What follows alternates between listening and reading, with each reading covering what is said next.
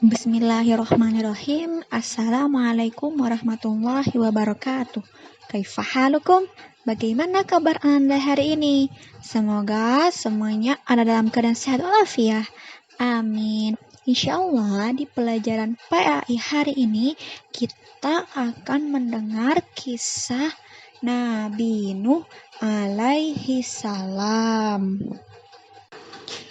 Kisah ini bermula dengan dahulu adanya beberapa orang soleh bernama Wad, Suwa, Yaguts, Ya'uq, dan Nasr yang sangat dicintai oleh masyarakat. Tapi ketika mereka wafat, masyarakat merasa sangat sedih karena kehilangan.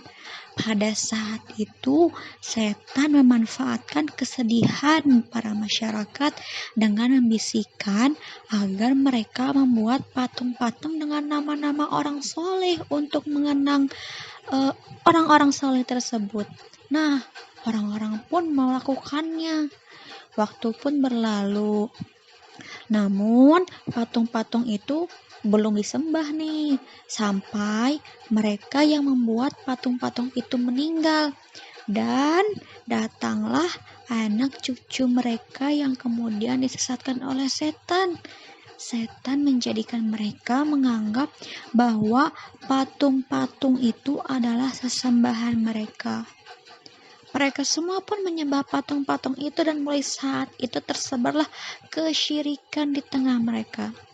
Lalu Allah Subhanahu wa Ta'ala mengangkat seorang laki-laki dari kalangan mereka sebagai nabi dan rasulnya, yaitu Nuh alaihi salam.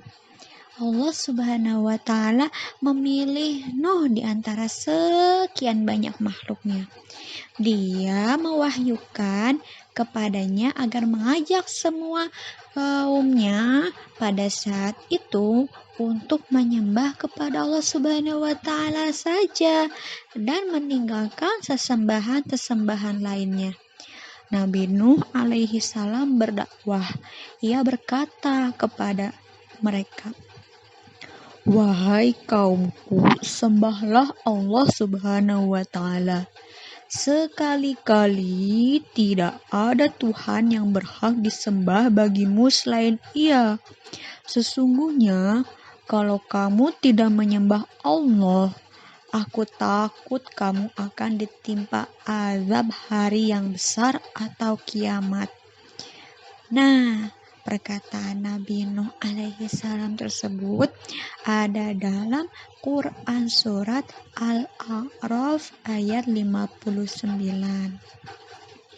Di antara kaumnya ada yang mengikuti ajakan Nabi Nuh. Mereka yang terdiri dari kaum fakir dan duafa atau lemah. Adapun orang-orang kaya dan kuat, mereka menolak dakwahnya. Bahkan istri dan salah satu anaknya pun menolak dakwahnya. Mereka terus menyembah berhala patung yang dibuat oleh manusia. Nabi Nuh gak pernah putus asa. Ia terus mendakwahi kaumnya dan bersabar menasihati Kan'an anaknya agar tidak lagi menyembah berhala.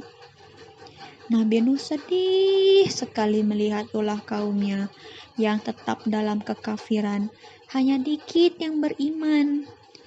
Nah, lalu Allah Subhanahu wa Ta'ala memerintahkan Nabi Nuh agar membuat sebuah kapal yang besar.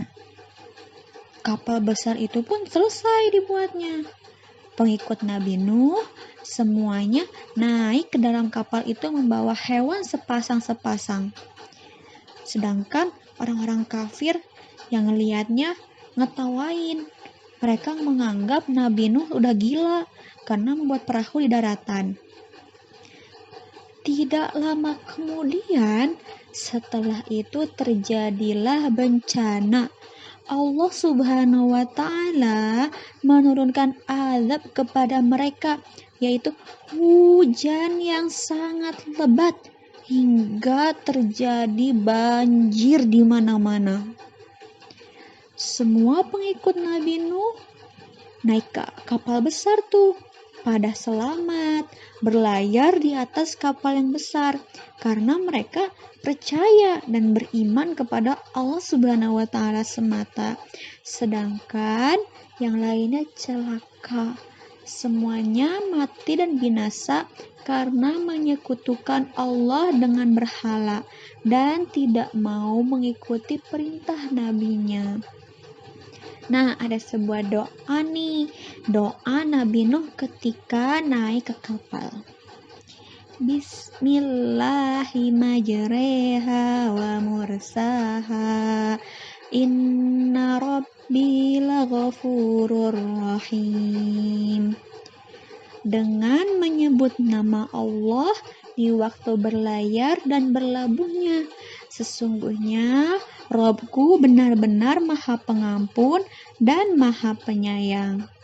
Doa itu ada dalam Quran surat Hud ayat 41. Nah, begitu ya kisah Nabi Nuh yang terkenal akan bahtera kapal layarnya yang besar. Dan teladan yang bisa kita ambil dari kisah tersebut adalah kita harus yakin dan percaya bahwa Allah Subhanahu wa taala hanyalah sesembahan yang berhak disembah. Tidak ada lagi ilah selain Allah Subhanahu wa taala. Jika terjadi kekufuran dan kesyirikan, akan ada azab yang pedih pada suatu hari nanti. Semoga Allah Subhanahu wa taala selalu melindungi kita dan menjadikan kita semua orang-orang yang beriman. Barakallahu fiik. Nah, segitu dulu ya untuk kisah Nabi Nuh hari ini. Semoga kita bisa mengambil teladannya. Wassalamualaikum warahmatullahi wabarakatuh.